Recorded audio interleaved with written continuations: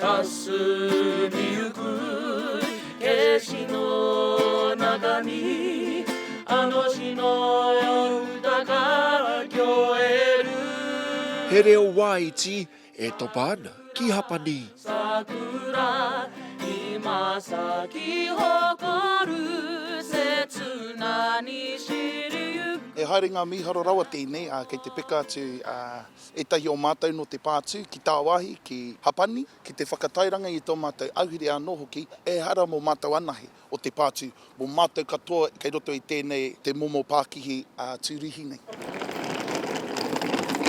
Ko e nei e tahi o ngā rua te kaumārima kai haka, tauira hoki e whai ana i te tohu, Ngā Mana Whakairo ātoi, he kai ārahi manuwhiri anō hoki i te pātū. It's quite exciting, really. I've been thinking about studying something similar, something around tourism.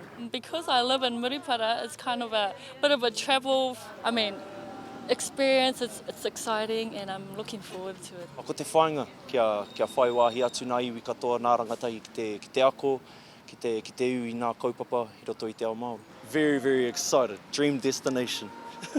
Wā tuatahi. Kapahaka in the last 15 years has changed in nature. Ko te tohu pai tahi tuatai tēnei o te motu, mō te ao kapahaka me te ao tāpoi.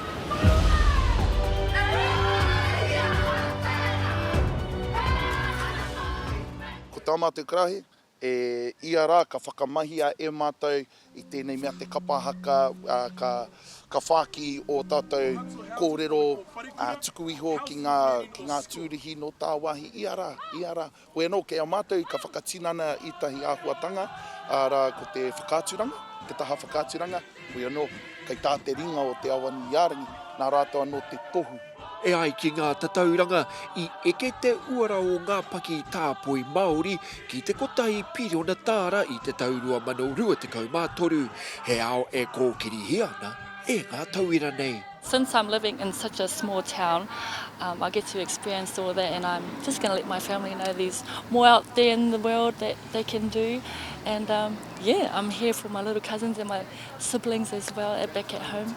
Yeah, hopefully just to inspire more of our people to go over, experience the world. You know, we're only but a grain of sand, I'd like to say, and there's so many cultures out there that our people can connect with.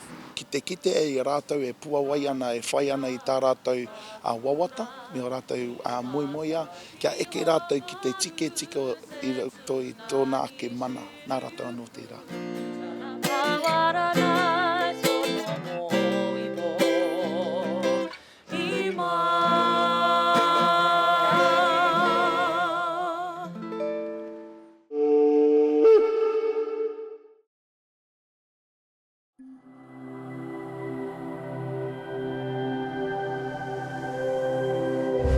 Ko te reo, te take.